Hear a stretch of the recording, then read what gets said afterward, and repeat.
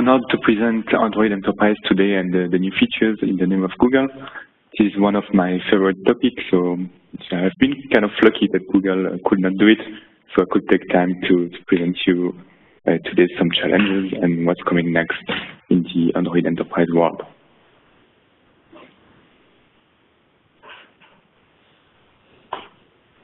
So if you look at the trend, beginning in 2010, we just see that the number of Android devices is just growing like never for business shipment.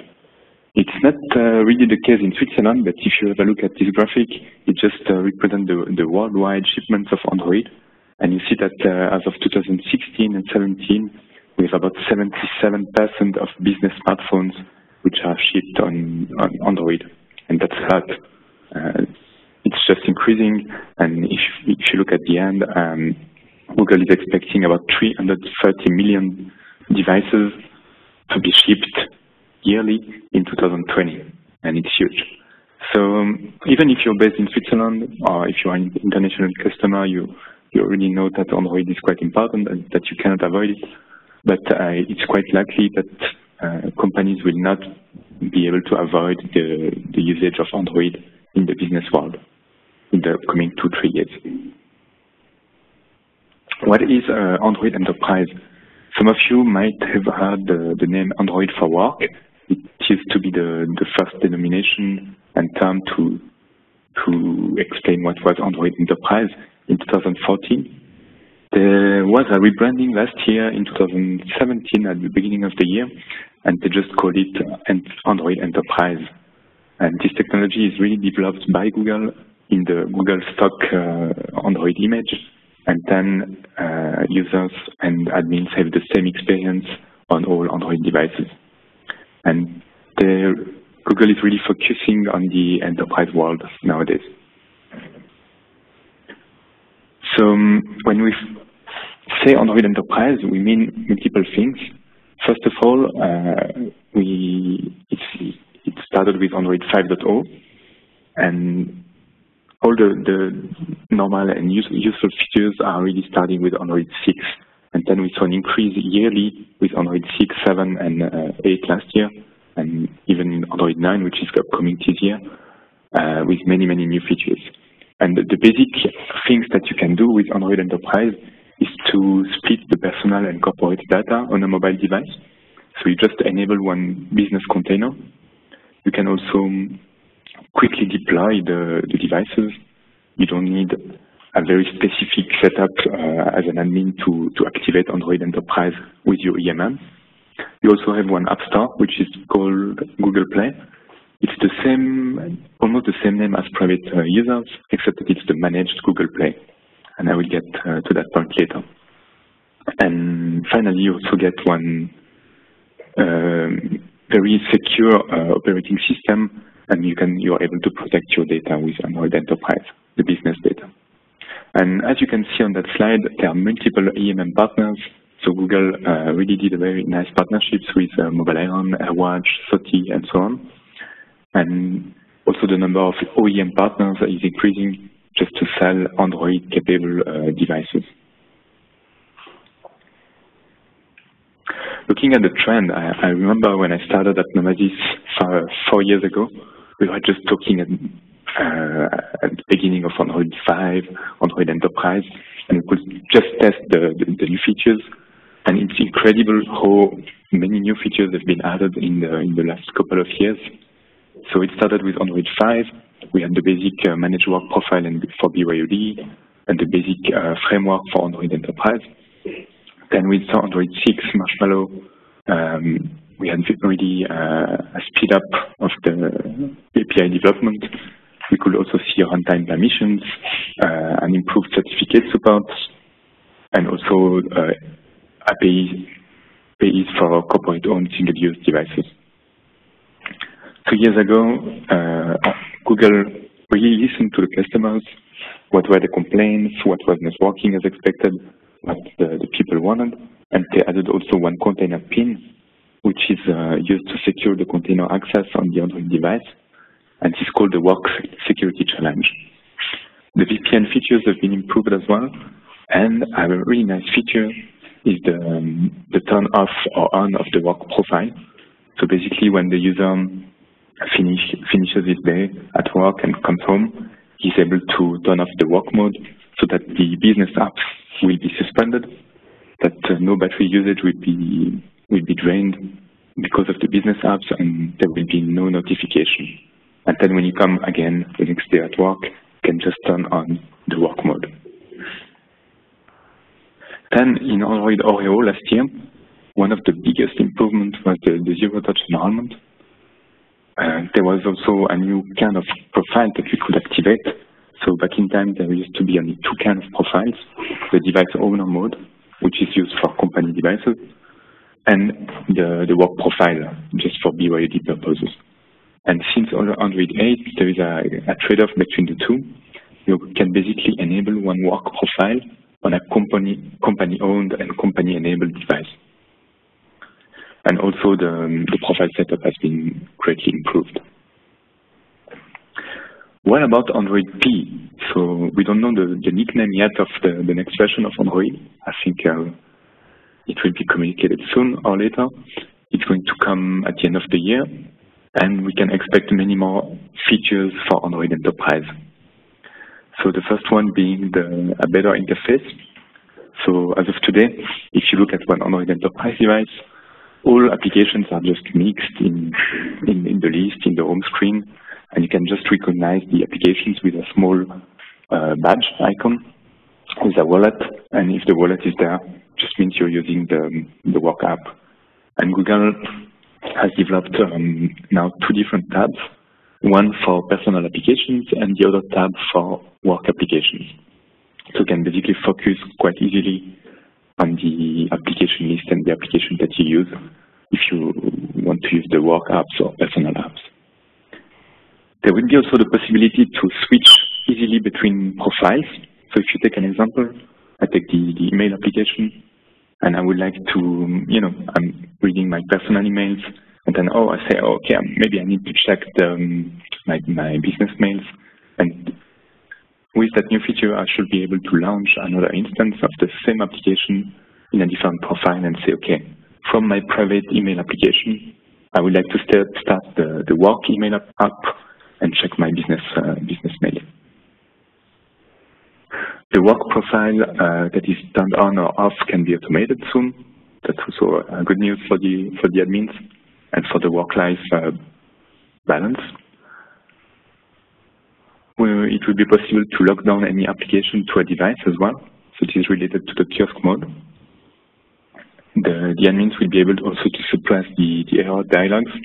So for business apps, sometimes you don't want your users to be disrupted with log message and crashes and unnecessary messages. You just want the admin to collect the logs, but you don't want to disturb the user. So we will be able to turn that off. And finally, one of the great features as well is the notion of ephemeral users, and it's intended for cases where multiple users are using the same device. So if you take a manufacturer, for example, there is a pool of devices. Some employees coming in the morning just want to take one device, use it for the day, and at the end of the day, the device can be just disabled and used by another user the next day. So it will be possible to automate that and just have some temporary users using the device in the work profile or device owner mode. I've added two links. The first one being really for techies. So if you click on that one, you get all the details of what's coming next in Android P. I think it's more relevant for Mobile Iron or for EMM developers, or if you're developing some Android applications. And the second one is just a link one article that has been published by Jason Bateman, working for CWSI, and he's often reporting about the new features, including images, videos, and seeing what's coming next. So I encourage you to have a look at this article. It's a great one. It's a good summary of what's coming with the Android P release in 2018. So let's go back to the presentation. What can you achieve with Android Enterprise as of today? So the first thing is that you can deploy devices in the company. There are many methods to deploy the Android devices, and I will come back to that one later. You are able to manage the device as well, and also you have embedded app management. So you are able to use the Google Play Store to manage business applications.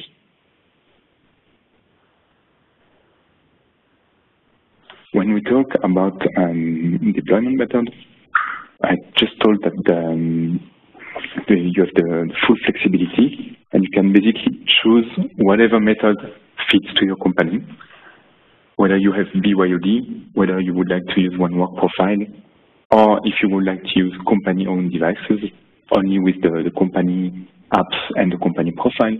That's something which is easily done with Android Enterprise. So basically, Android Enterprise supports all different methods and modern management methods and deployment methods for Android devices.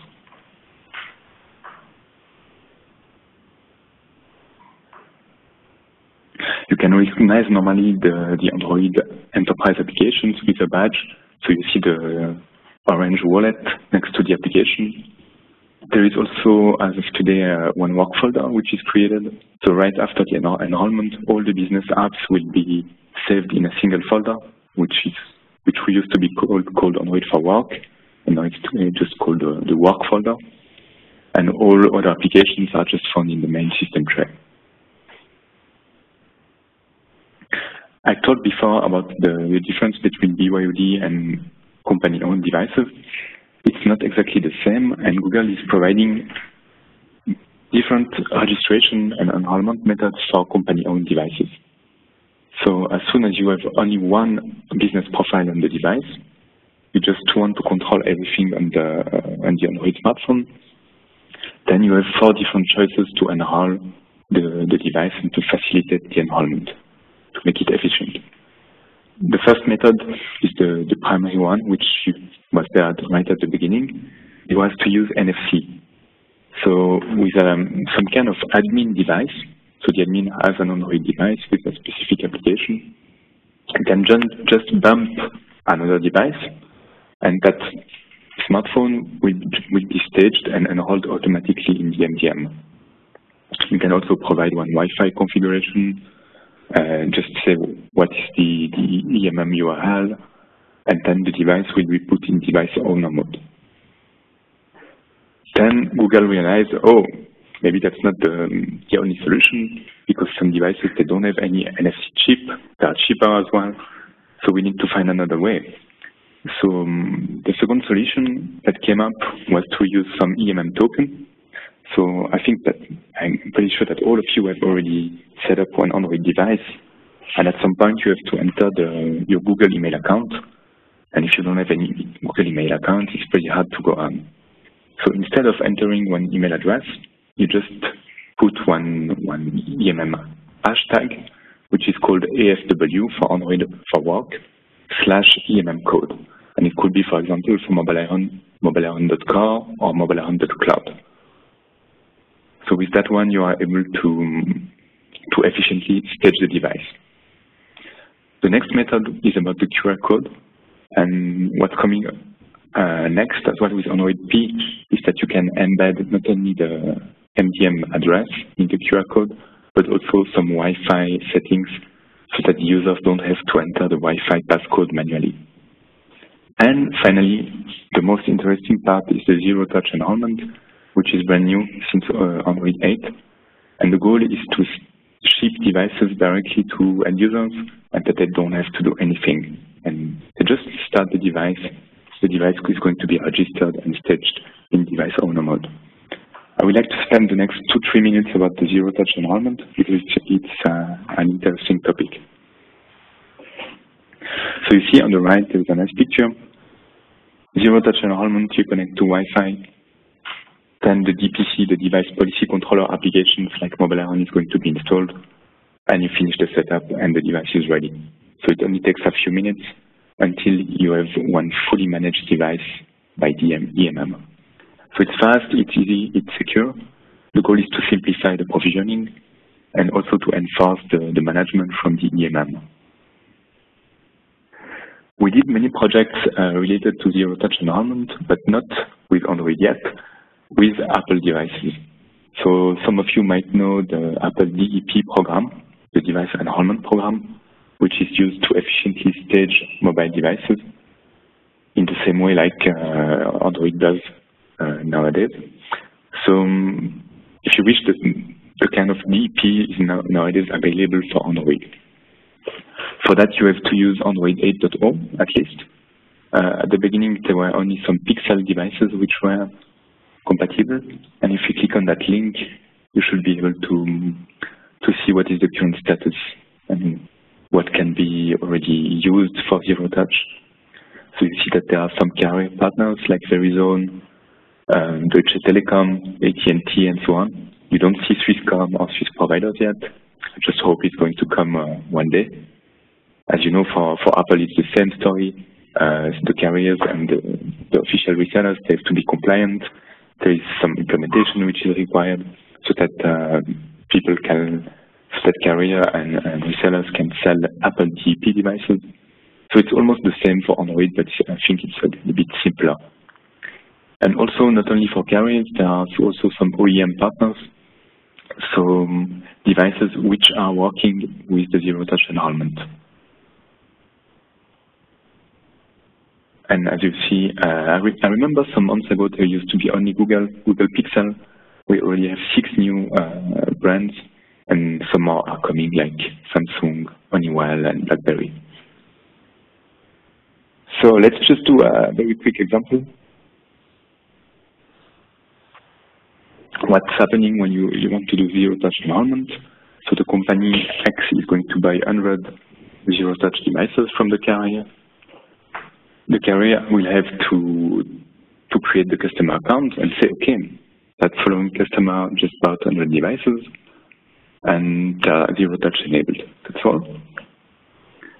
The third step is that the company would like to link the 100 newly devices to the one EMM DPC.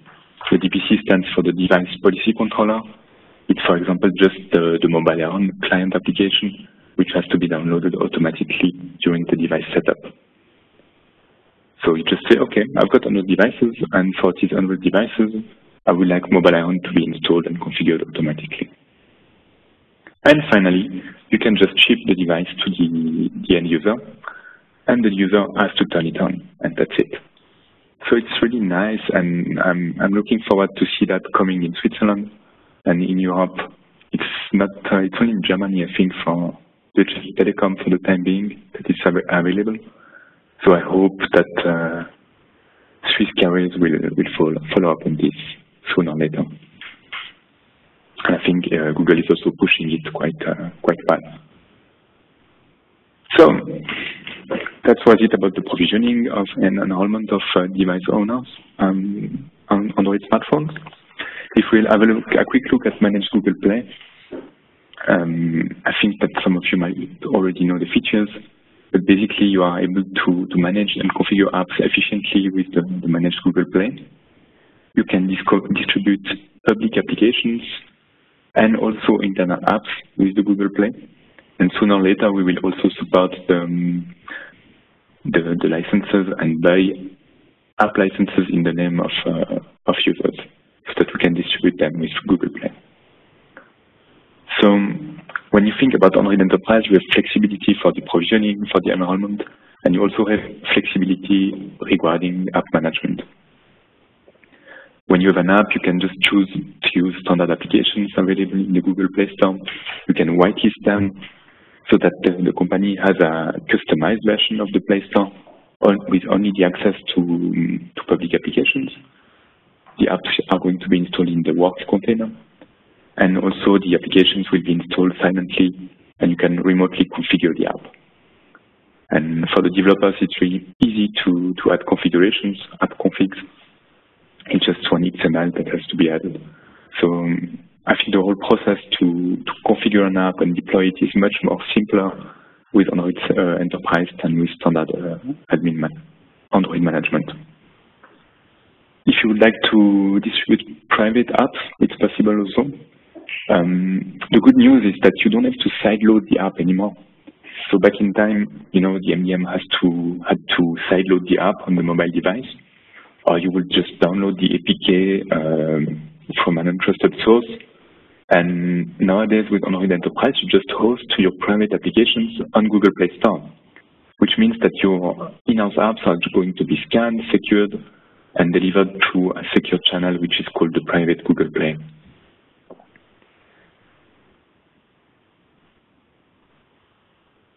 So I think we finally get to the most important slide of today's webinar. What's next on management?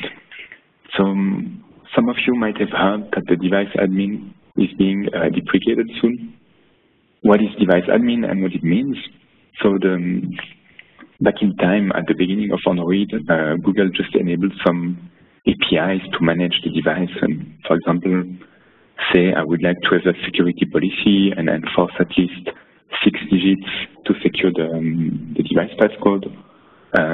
There were some capabilities also to disable features, enable the camera, disable the USB debugging, and this kind of APIs. And Google would like to push a little bit Android Enterprise. They focus really on the Android Enterprise development, and they will not maintain anymore the old APIs to manage the devices. It just means that in 2019, it's not going to be Android P, but Android Q next year. The first APIs will be deprecated, and the EMM servers will not be able to use the APIs that they used to use back in time. So in short, what it means is that you will have to switch to Android Enterprise one day if you would like to support new devices. So it's not that Google will just block the APIs for all devices.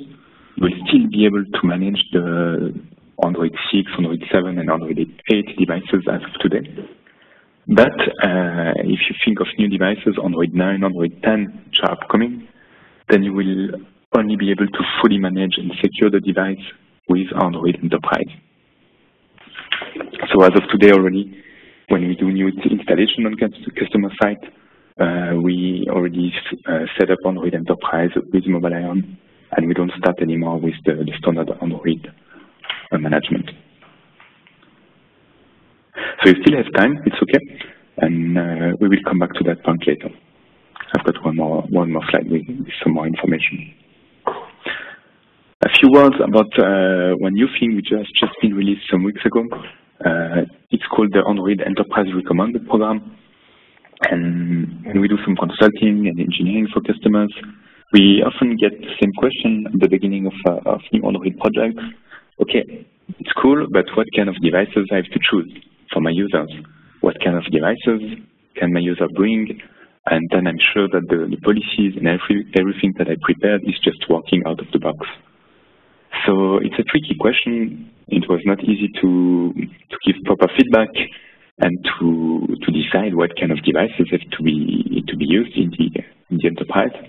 And Google did quite some efforts to recommend and also define some standards for Android devices and validate them. So they would like to make sure that when customers buy one Android enterprise-ready device, that it's going to work out of the box and that they will not have any problem with integration in the EMM. So the devices are validated and curated by Google. The zero-touch enrollment will be possible for all these devices, which are recommended by Google. And also, Google will guarantee a 90-day OS security update. That's one of the biggest news as well. It's not really new. Google already started to handle that problem back in time, some years ago. And it's only today that they are able to say, okay, that we will be able to deliver 90-day security patches for all Android recommended devices. And OEM vendors, they will just have to deal with it. They also simplified the way that OEM vendors can apply security patches and deliver the updates. So in the end, you will just get more frequent updates than any other OS in the market. So even even if you don't upgrade the operating system itself, you get the latest security patch and you can make sure that the end users and devices are protected. The same program will also be done for carriers, EMMs, and integrators. So it's likely that a partner like Nomadis would be a recommended Google integrator for Android Enterprise. I hope to see our name sooner or later on that beautiful website. For the time being, it's just for devices, and we expect much more to come in the next years. One new feature that came up lately is the Samsung Knox unification. So some of you might know the Samsung Knox solution. So it was a really nice way to enable one Samsung container and protected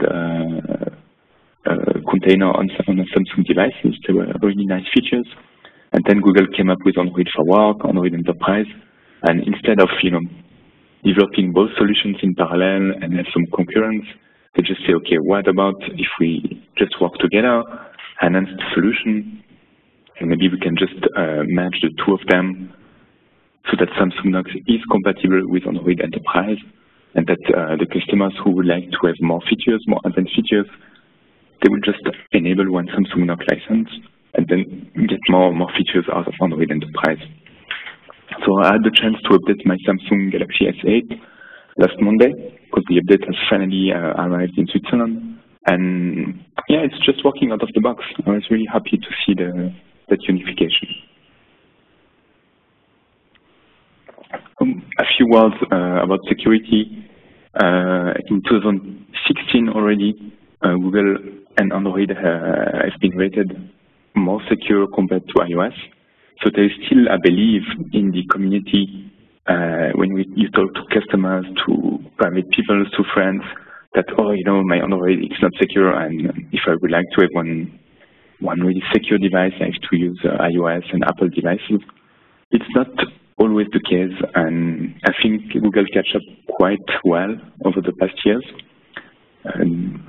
And if you think of the app updates of the Android Enterprise, the containerization, the secure browsing that you have, the app control, the whitelist, and all the new features that are coming up, you see the focus is really on security and not only on the features, and you can get strong security with Android devices as of today. Maybe not with the old device admin management, but at least with Android Enterprise. So I'll just skip that one. Some of you might have already seen the Google Play Protect termination term in the Google Play. It just means that basically your applications are scanned on a daily basis. Google Store, Play Store apps are also scanned automatically by Google, and they do real-time malware detection and try to block potentially harmful apps. So Google conducted an analysis of all applications and what is the real impact and really security problem with Google Apps or Android applications in reality and not only in newspapers. And after the analysis, they manage huge amounts of data, and they are able to really know what kind of apps are installed from the Google Play Store or even coming from other stores which are not official. They just know what all the apps that have been installed on all billions of devices worldwide. And at the end of 2016, what they found out is that only 0.05% of applications installed on Android devices are potentially harmful if they are downloaded from Google Play. So it just means that we have 99.95% of apps which are okay on all Android devices. But then if you extend the same statistics to all markets and not only to Google Play, which is the official download site for Google Apps, that statistic is just going up to 1%. So it's still not much. So it's a few apps which are potentially harmful, and you can just say that Android is quite secure. So we have about 2 billion devices, Android devices, which are protected by Google Play Protect nowadays. And Google, with the big infrastructure that they have, they do about 1 billion device scans per day, and 50 billion apps checks per day. So it's a lot, and I think they have the resources and the time and the knowledge to secure the Android devices as well. So to make it short, if you think of Android Enterprise, you just get a nice solution to secure and manage the devices and also provide some app management features and distribute applications securely on modern Android devices. So it's time to switch. Don't hesitate to contact us to plan the transition. We have extensive knowledge of Android Enterprise. The first customer of Nanmasis that used Android Enterprise started in 2015. So it's been more than 3 years that we started with the project. Since then, we have also done some migrations, and we know how to proceed. And what is important, it's not as easy as we might think. It's just that we can just activate Android Enterprise because you would like to migrate at least the current status. If you're using Docs at Work from Mobile Iron, if you are using Web at Work or in-house applications, you have to think of the migration and how the apps are managed, what are the new policies, what you can do with Android Enterprise that you cannot do anymore, that you couldn't do before, and that maybe you cannot do anymore with the new platform. So we would encourage you to contact us at least in 2018 so that we get ready for next year and start the transition for Android Enterprise. I think it will be quite deceiving for end users if they just buy the new Pixel phone and the new devices in 2019 with Android 9 or Android 10, and they just come to the business, to the EMM admin, and we just say, oh no, my system is not compatible yet. You just have to wait a few years until we get ready. So the message for today is that we have to start now if we would like to be ready on time for the new Android Enterprise next year. So thank you a lot for joining. Don't miss our next webinar on the 12th of April. It's going to be about the Apple DEP and VPP. So it's the same like the zero-touch enrollment that I presented, but for iOS devices. So thank you for your time. I hope you enjoyed the webinar. And if you have any questions, feel free to post them in the chat or contact me.